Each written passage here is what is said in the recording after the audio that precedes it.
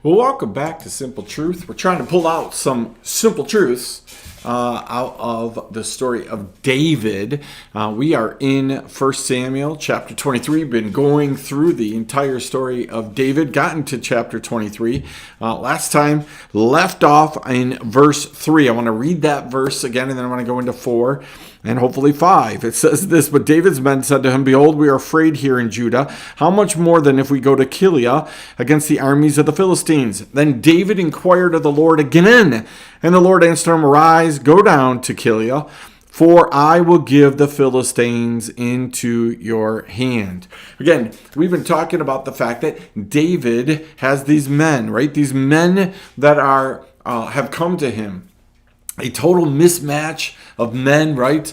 A bunch of people who nobody else wants in their families. And they have come to David, right? And David is trying to hide from Saul and all the things that are going on, right? But there's a city. David has such a heart for his people. Maybe you've experienced this, right? Where you have moved away, right? Maybe you've moved to a different church. Maybe you moved to a different job. Maybe you moved to a different city, a different country, a different state, whatever it is, right? You have moved away, but you have such a heart still for where you were. There's lots of times where we moved away where we didn't ask to move away from family and friends. We didn't ask to move to a different job. We're trying to be obedient. God has called us out to something new, but we've still got this heart.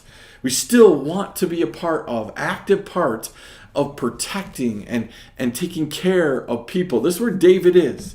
Like, he is running away. He's a fugitive from Israel, from the king of Israel, who's trying really hard to kill him, right?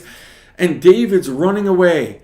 And he's got a bunch of men and a bunch of families, and they're trying to keep away from Saul as well. They know that they're being hunted, right? And so they are coming to David, and they're saying, "Hey, David, we know that you're asking us to come with you, but we're scared. We're scared for our families because of the reality of what's going around. When's the last time that God has told you to do something, but you're looking around and you're scared of the reality of what has been asked of you?"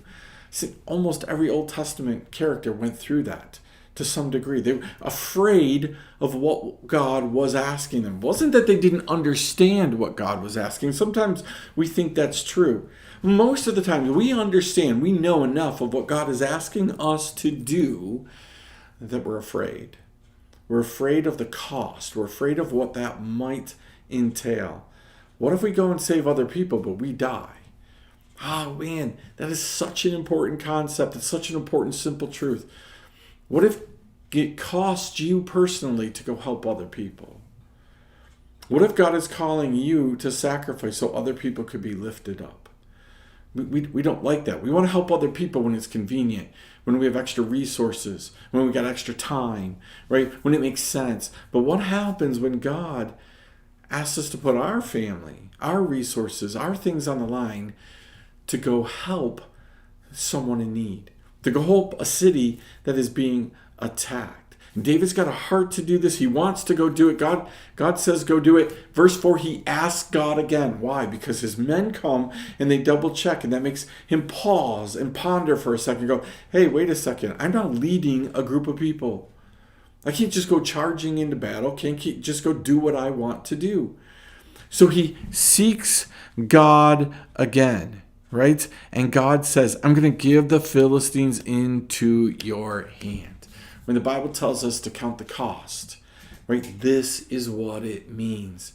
Count the cost. What is the cost going to be for you to do what God has called you to do? Do you understand the whole thing? Too often, we just jump in. We just assume that God's got to take care of everything. God's got to make it all okay. It's just going to be smooth sailing because he's asked us to do it. Man, sometimes God asks us to do stuff, but it's not. It's going to come at a cost. So David asks again. Don't be afraid to check in with God again and say, "Hey, God, just double checking." Right? Again, good employees go to their employer and they consistently are checking in. "Hey, are we doing this the right way? Are we on track with what you want, your vision, your dream, your purpose, what you promised? Are we doing this the right way?" We don't work for God. God doesn't wind us up and set us off on the day, and we come back at night and God says, good boy, go to sleep, and we'll wind you up again tomorrow. No, we work with God. God, is this the way you want it to be? Are you in this? Are you really in this? Because I got a bunch of people around me, and they're depending on you being in this moment. So, hey, look at your life.